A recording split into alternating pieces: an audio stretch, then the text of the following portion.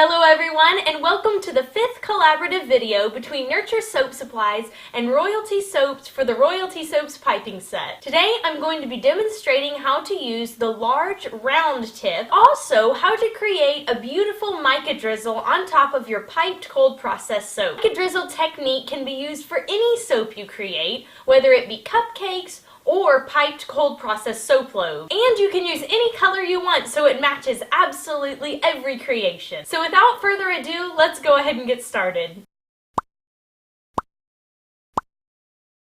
The first thing we're going to want to prep are the colors in 4 separate little mixing bowls and the oils and lye water solution. The recipe that I'm using today is right down in the description box. It's the same recipe that we used before with 10% more water. Now for the colors, I have added 1/4 of a teaspoon to each of these little containers, and then to 2 of them I have added a 1/16 of a teaspoon of velvet pearl mica, just to lighten up the colors a little bit.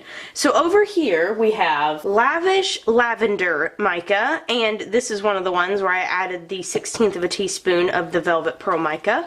Then we have Royal Purple. This is really beautiful. It's a purple that's sort of lavender with a little bit of shimmer of gold in there. It's very pretty. Then we have Empire Yellow, and this I haven't added anything to. It's sort of a light yellow color, also really nice. And then we have Sunshine Yellow, which is a more of a darker kind of gold color, and to this one I have added a 1/16 of a teaspoon of the velvet pearl mica. Now I'm not going to be mixing these up with any of the oils. I'm going to add my soap batter straight to the colors and mix them up by hand. My safety goggles are on, and I am now pulling on my protective gloves, and I am going to be adding my lye water solution directly into the oils that I have set aside here. I am working in the upper 80s, and both the lye water solution and the oils are within 3 degrees of each other. Then I'm going to take my stick blender and mix this on low until I achieve a very thin trace. Thin trace is now achieved. It is just past emulsification. So I'm going to set my stick blender off to the side, and I'm going to pour just a little bit into each of these containers, maybe 6 ounces or so. I'm choosing to eyeball this, but if you would like to bring your digital scale over and make sure they are all exactly even, you can do that too. Now over in this little container right here, I have added 2 teaspoons of titanium dioxide and 4 teaspoons of warm water. So of this mixture, I'm going to add 2 teaspoons to the base soap, and I'm going to mix that up with the stick blender, as this is our lightest color. This brings it to a sort of creamy off-white color. Now I'm going to start with the lightest yellow and mix this up with the stick blender. Then I'm going to move on to the darker yellow. Now I have mixed up all of the colors with the stick blender, so I'm going to go around the edge with a spatula just to make sure that any mica that didn't get incorporated now does by me scraping up the sides. Now that all the colors are properly mixed up, I'm going to add the fragrance oil, and I'm going to be using this beautiful jasmine scent from Nurture Soap. And of course I'll be leaving that in the description box below. I'm using a total of 3 ounces of this fragrance. And then I'm going to be incorporating it using my spatula. I'm not going to be stick blending this because it is a floral and that might accelerate trace. So using your spatula and mixing it by hand is the way to go. Now that I have made sure the fragrance oil is good and incorporated, it's time for the design. And while you can do lots and lots of different designs, I have decided to do an in the pot swirl today. So I'm going to start with my darker color here, and I'm going to pour it into one corner of my big soap pot, and I'm not going to scrape that. And then I'm going to take the other purple and pour it into the opposite corner. Now I'm going to take one yellow and pour it into the corner. Again, not scraping out these containers because I'm going to add what little bit is in there onto the top of the soap. And then pouring the other yellow into the other side. One thing I really love about this mold and liner set is that I don't have to add anything to hold it up on the sides. And now I'm just going to pour this in directly. I'm not going to mix it up. I'm not going to use my spatula to make sure that anything has been incorporated or moved around and swirled. I'm pouring it in just as it was. And this is going to make sure that all of the colors stay relatively separate And as you can see, this fragrance oil does rice it a little bit, but it doesn't change how pretty it makes the design towards the end. Now I'm going to make sure that the bowl gets a really good scrape because I want all of the soap batter in there that I can get. And those colors that you didn't scrape, that's what's going to go on top, just for pretty. If you would rather scrape them and add them to the big pot, you can certainly do that. This is just the way that I wanted to. And I'm going to kind of drop it up from pretty high. This is what the soap looks like after I have added all the extra bits of soap that were left over in the containers. And something that's important to note is that after you add everything in there, you need to go along and scrape the sides of the mold so that they're clean on the sides, because whenever we pipe, we don't want the piping to be stuck to any leftover soap that might have splattered up on the edges. Once you've done that, it's time to set your loaf aside, and we're going to start on the piping and on the Mica drizzle decorations on top. I have 4 different mica colors that I want to drizzle on top of the soap, and it's the same 4 that I put on the inside of the soap. So what I did was I took 1 teaspoon of olive oil and put it into each of the containers here, and then I added the mica and I mixed it up with this little pipette, just like this, until everything was good and incorporated and there was no clumps. So in this one I have 1/4 of a teaspoon of Empire Yellow, and in this one I have 1/4 of a teaspoon of Royal Purple, and in this one I have 1/4 of a teaspoon of Lavish Lavender, and in this one I have 1/4 of a teaspoon of Sunshine Yellow Mica. And so to the Sunshine Yellow and to the Lavish Lavender I have added 1/16, I know that's very small, but 1/16 of the Pearl White Mica, and this is what makes it kind of muted, a little more pastel, sort of takes that super vibrant color and tones it down a bit. If you don't want to do that, you don't have to. I just thought it would look nice for my soap. So after all of these have been mixed up, and you're going to need 2 pipettes for it, one's for the purple and one's for the yellow, because if you mix it up, it isn't very pretty. Once you have done this, you're going to set these off to the side, and then you're going to mix up your piping. Now for mixing up the piping on top. Again, I have the recipe to this. It's the same one that I gave in the other video down in the description box below. And both my lye water solution and my oils are at roughly 85 degrees Fahrenheit. So I'm going to move my stick blender over here. And to my lye water solution, I have added 1 teaspoon of titanium dioxide. So this is going to give the piping a very white appearance, which is good. That's exactly what we want. It's going to look really nice when contrasted against the colors we're putting on top and the colors inside of the soap. So now I'm just going to burp my stick blender, and I'm going to mix this up until thick trace has been achieved. That accomplished, it is now time to prep the piping bag, and today we're using the large round piping tip with the large coupler and the large piping bag. Now it's just time to wait for the piping to set up, and then we will start piping our soap loaf. The piping has set up for about 8 minutes, so it's time to start piping the soap because it's at the proper consistency. Now what I'm going to do is I'm going to put 3 little dollops across the soap. One right there, one right here, and one right here, all the way down. I have where the bars are going to be cut marked on the mold. If you haven't done that to your molds, I highly suggest that you do.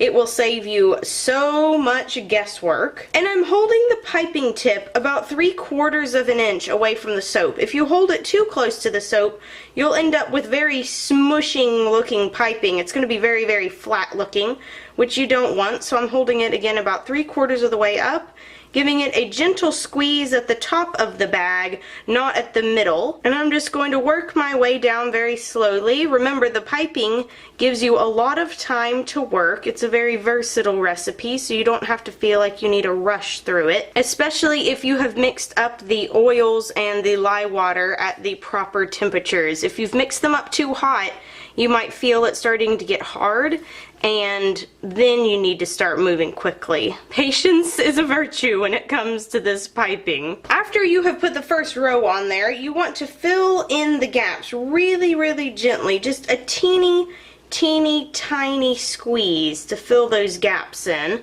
You don't want a big piping amount like you did on the first way down. This is just a teeny tiny little kiss. Once that's completed, you're going to move on to the second row. And in between the 3, as you can see here, you're going to put 2. So wherever the gap is, then you're going to add 2 more little piping bits right here. Make sure that you're not adding it where you just put that little kiss of piping. I know it's sort of hard to look at it and figure out, wait, where is the original row sometime? But you need to be piping this on top of the original row because that's where each of the bars are going to be. And because we're piping this up, it is more important for the individual bars to look nice. I'm just going to continue this all the way down. If you have something like that happen, it's alright. That just means that there is some air in your piping bag, which you can try to avoid by putting in the piping to one side of the bag. Now for this last bit, we're not going to fill in these little gap spaces. We're just going to add one big pipe right here in the middle of each soap, and then that means that each soap has been completed. So just add one big one right there in the middle. And there we go, the piping is complete. Now it is time to add on the pretty decoration. So I'm going to move over my mica mixed with oil here, and I'm actually going to start with the darker colors. So this is what I'm going to do, is I'm going to mix it up just like this, and then I'm going to suck it up into the pipette, and then I'm going to be very careful where I place this. I'm not going to just move it around wherever. You do this so that all of your mica doesn't overlap, because once it overlaps on your soap, it ends up looking really messy, and sometimes the colors get all mixed up and it doesn't look near as nice. So I'm just putting one little drop right here on the second layer. You can put it wherever you like. That's where I've just decided that I'm going to put it, and this is the royal purple mica. Now I have specifically tailored this to look light. There's a lot more oil in here than there is mica. Now I'm going to move on to the next color, which is the lavish lavender, and I'm going to suck up some in here, and then I'm going to put this wherever I think it needs it. This is a lot darker of a mica anyway. I'm just going to put this one randomly. Now I'm moving on to the sunshine yellow that has been mixed up with the pearl white. This is where it gets a little more tricky because this is a different color here. So I'm just going to look and see where the colors haven't been. And where I drop it, I'm also conscious of the cracks, because the cracks tend to soak up a lot of color.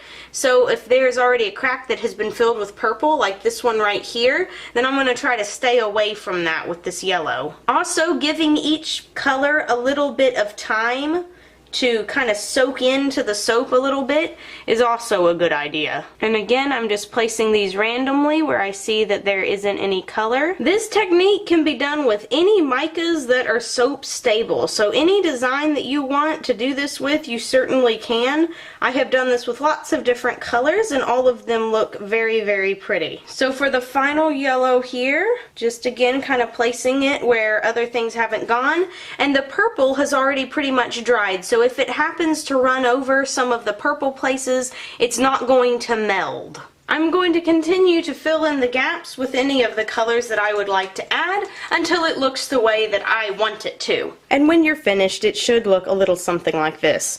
Now if you want to add glitter, you certainly can. I decided not to because I thought this was quite enough busyness on top of my soap. But if you are a little more inclined to like the shiny stuff, please do.